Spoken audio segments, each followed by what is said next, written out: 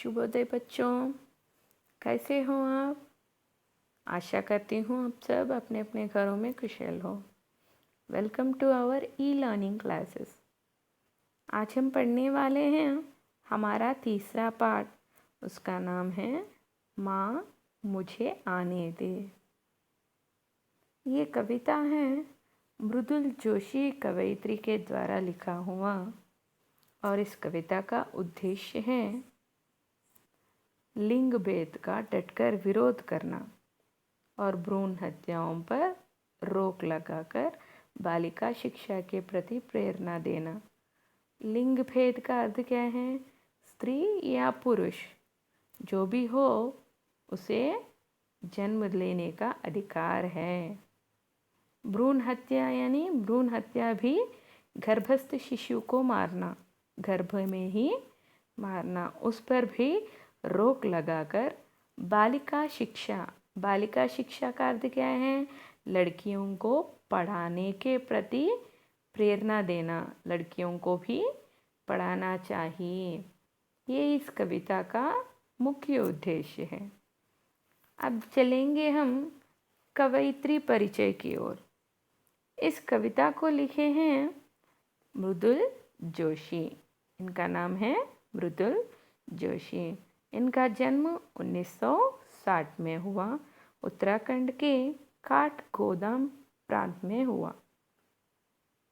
इनकी प्रमुख रचनाएं समकालीन हिंदी काव्य में आम आदमी, गुम हो गए, अर्ध की तलाश में, शब्दों के क्षितिज से, इन दिनों। रचनाओं का विषय यानी ये जो कविता लिखती हैं किस किस विषय पर, यानी कौन सी टॉपिक ये सेलेक्ट कर लेती हैं।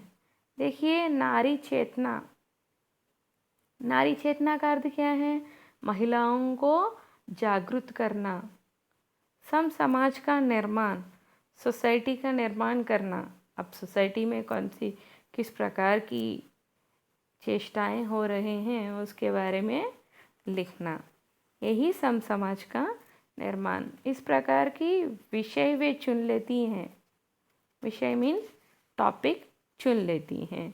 कवयित्री परिचय, कवयित्री का नाम है मृदुल जोशी। उनका जन्म 1960 में उत्तराखंड के काठगोदाम में हुआ। रचनाएं समकालीन हिंदी काव्य में आम आदमी, गुम हो गए, अर्ध की तलाश में, शब्दों के क्षितिज से, इन दिनों आदि इनकी प्रमुख रचनाएं हैं। अब चलेंगे हम अपनी कविता की ओर। देखिए बच्चों, ध्यान से सुनिए। माँ मुझे आने दे, डर मत आने दे, फैलूंगी तेरी आंगन में हरियाली बनकर, लिपटूंगी तेरी आंचल में खुशबू बनकर, मेरी खिलक और टुमकते कदमों में घर का सन्नाटा बिखर जाएगा। जो पसरा है पिता के दंभ, भाई की उद्दंडता के कारण सदियों से, पोंछ दूंगी अंधेरा जो तेरे माथे की सिलवटों में है। कभी कभी जर जाता है ओस की बूंदों सा आँखों की कोरों से। आने तो दे, धुल जाएगा सारा का सारा रुखीला एहसास, अकड़ीला मिजाज जो चिपका है घर की सारी दीवारों, बंद दरवाज़ों, खिड़कियों में। तेरी आँखों में तैरते ये समंदर, ये आसमान के अक्स मैंने देख लिए हैं माँ। माँ जा सकती हूँ मैं दूर पार उस झिलमिलाती दुनिया में, ला सकती हूँ वहाँ से चमकीले टुकड़े तेरे सपनों के। समंदर की लहरों में, समंदर की लहरों के तपेड़ों में ढूंढ सकती हूँ मैं मोती और सीपी और नाविकों के किस्से। कर सकती हूँ माँ मैं सब कुछ जो रोशनी सा चमकीला रंगों सा चटकीला हो। पर आने तो दे, डर मत माँ मुझे आने दे, डर मत आने दे। ये है इस कविता का गायन। अब हम चलेंगे इस कविता का सारांश की ओर। देखिए बच्चों, एक अंधे की बिटिया गर्भस्थ शिशु जो गर्भ में ही है अपने माँ से अनुरोध कर रही हैं। किस प्रकार की अनुरोध कर रहे हैं, रिक्वेस्ट कर रही हैं, माँ मुझे आने दे, अम्मा नन्नु रानिव्वु, डर मत आने दे, डर मत आने दे। तुम्हारी दिमाग में डर कुछ भी मत आने दो, मुझे बाहर आने दो। आने पर मैं क्या करूँगी, फैलूँगी तेरे आंगन में हरियाली बनकर। నీ ఇంటి ముందు నేను పచ్చదనాన్నై ఉంటాను, నీ ఇంటి ముందు నేను పచ్చదనాన్నై ఉంటాను। लिपटूंगी तेरे आंचल में खुशबू बनकर, నీ చుట్టూ ఒక సుగంధాన్నై తిరుగుతూ ఉంటాను, నీ చుట్టూ తిరుగుతూ ఉంటాను। मेरी खिलक और टुमकते कदमों में, నేను ఇలా తప్పటడుగులు వేస్తూ నడుస్తూ అల్లరి చేస్తూ ఉంటాను కదా, అప్పుడు ఏం జరుగుతుంది, घर का सन्नाटा బిఖర్ జాయేగా, ఇంటిలో ఉన్నటువంటి ఆ నిశ్శబ్దం దూరమైపోతుంది। ఎప్పుడు నేను కిలకిలా చప్పుడు చేస్తూ నడుస్తూ ఉన్నప్పుడు ఏం జరుగుతుంది, ఇంట్లో ఉన్నటువంటి ఆ నిశ్శబ్దం దూరం అయిపోతుంది। కానీ ఆ నిశ్శబ్దం ఎందుకు వచ్చింది ఇంట్లో,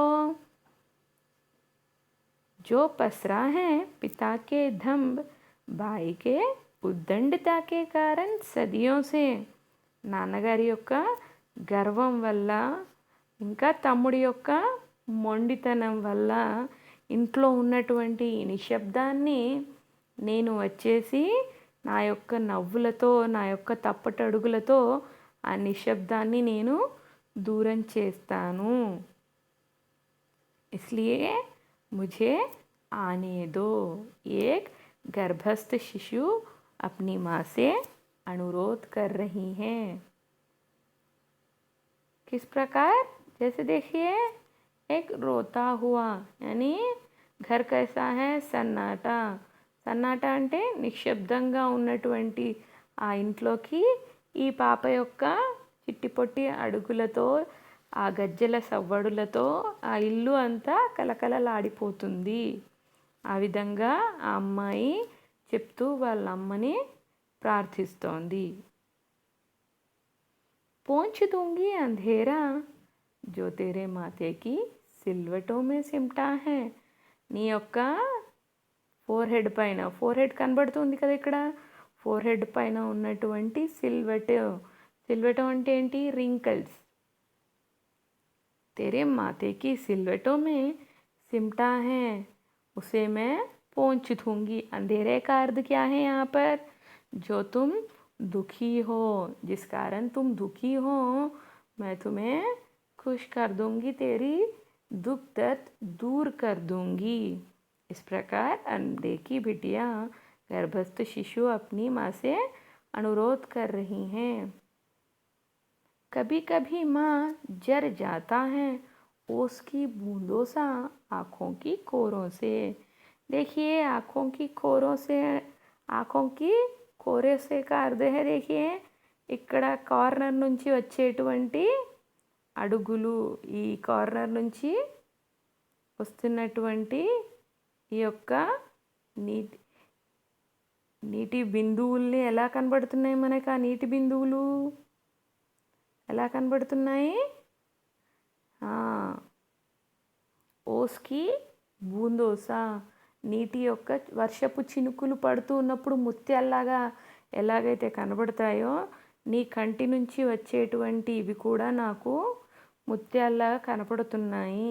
కభీ కభీ జర్ జాతా హై, అప్పుడప్పుడు నీ కళ్ళల్లో ఎక్కడ కోరోసే, ఈ కొనల నుంచి వచ్చేటువంటి ఈ కన్నీళ్ళు ఎలా కనబడుతున్నాయి? ఓస్కి బూందోసా, మంచు బిందువుల్లాగా నాకు కనబడుతున్నాయి. అందుకే ఏమడుగుతోంది వాళ్ళ అమ్మని? ఆనేతో దే, ఆనేతో దే. ధుల్ జాయేగా సారా కా సారా రుఖీలా ఎహసాస్. ధుల్ జాయేగా, నేను కడిగేస్తాను.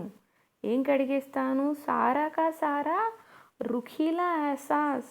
ఏదైతే నీకు కఠినంగా ఉన్నటువంటి నీకు బాధలు ఉన్నాయో, నీ యొక్క బాధలు ఏదైతే ఉన్నాయో, అక్కడీలా మిజాజ్ జో చిప్కా హే, గర్వంగా ఉన్నటువంటి నాన్నగారి గర్వంతో కూడినటువంటి బాధను కూడా నువ్వు అనుభవిస్తున్నావు కదా, ఆ బాధను కూడా सारी की सारी घर की दीवारों और बंद दरवाज़ों में और కిటికీయో మే చిప్కా హే.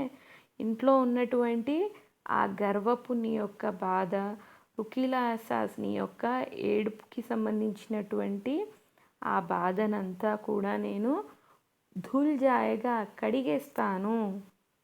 నీ బాధనంతటిని కూడా నేను కడిగేస్తాను అమ్మా. కానీ నువ్వు నన్ను ఆనేతో దే, రానివ్వు, ఈ ప్రపంచంలోకి నన్ను రానివ్వు అని ఆ గర్భస్థ శిశువు తల్లిని వేడుకుంటోంది. यहाँ देखिए, तेरी आँखों में तैरते ये समंदर, ये आसमान के अक्स मैंने देख लिए हैं माँ. నీ కళ్ళల్లో తయారితే, నీ కళ్ళల్లో వెళ్తూ చూస్తున్నాను నేను. ఏం చూస్తున్నాను? నీ కళ్ళల్లో ఒక సముద్రం కనబడుతోంది. అంటే తాను ఆ విధంగా దుఃఖంగా ఉంది, ఏడుస్తూ ఉంది. నీ కళ్ళల్లో నేను చూశాను. ఏం చూశాను? ఒక సముద్రాన్ని చూశాను. ఇంకా ఏం చూశాను? ఈ ఆస్మాన్కి అక్స్. ఆస్మాన్ అంటే నీ కళ్ళలోని నీళ్ళల్లో నేను ఆకాశం యొక్క ప్రతిబింబాన్ని చూశాను. किसको देखे हैं? आकाश यानी आसमान के प्रतिबिंब को इसने लड़की जो है देख ली है. अपनी माँ की आँखों में जो समंदर दिखाई दे रहा है उसमें क्या देखी है? आसमान की प्रतिबिंब को देख ली है. इस प्रकार वे अपनी माँ से कह रही हैं.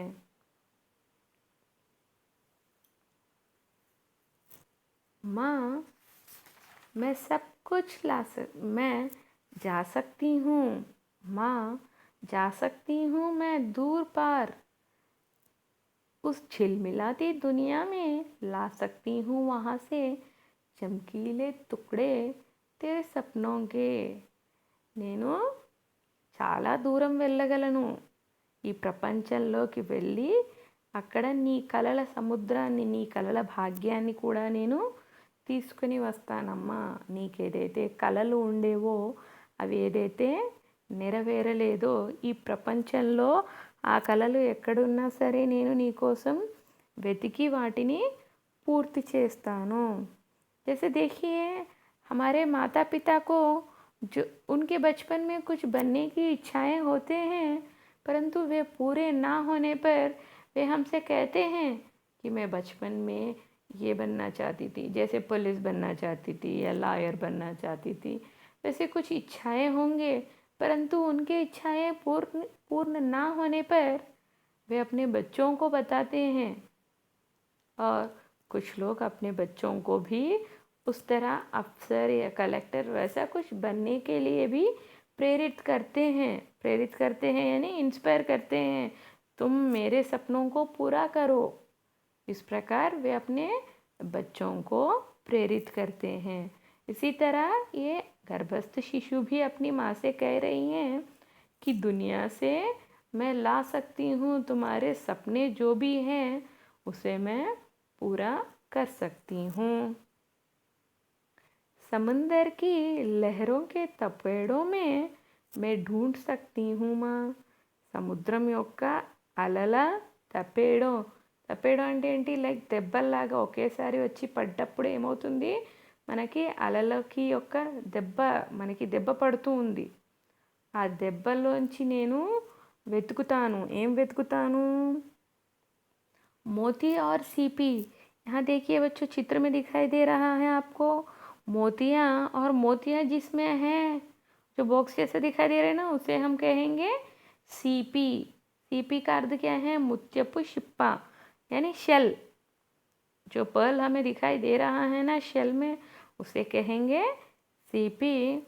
और जो अंदर दिखाई दे रहा है उसे कहेंगे मोती। मोती और सीप और कई नाविकों के किस्से। किस्से का अर्थ क्या है? कहानियाँ। जो आपको पसंद है उस तरह की पूरी कहानियाँ। और आपके लिए मैं मोती और सीपी भी ढूंढ के ला सकती हूँ माँ। और क्या क्या कर सकती है लड़की? देखिए, मैं सब कुछ जो रोशनी सा चमकीला, रंगों सा चटकीला हो, वो सब कुछ मैं कर सकती हूँ माँ। यानी मैं पूरा आपके जो भी सपने हैं, जो भी इच्छाएं हैं, वो सब मैं पूर्ण कर सकती हूँ माँ। परंतु क्या करना है? मुझे आने तो दो माँ, मैं आपको खुश रखूँगी और आपके पूरे सपनों को पूरा करूँगी, पर मुझे आने तो दो माँ। इस प्रकार की विनती कर रही हैं एक अंधे की बिटिया। धन्यवाद बच्चों।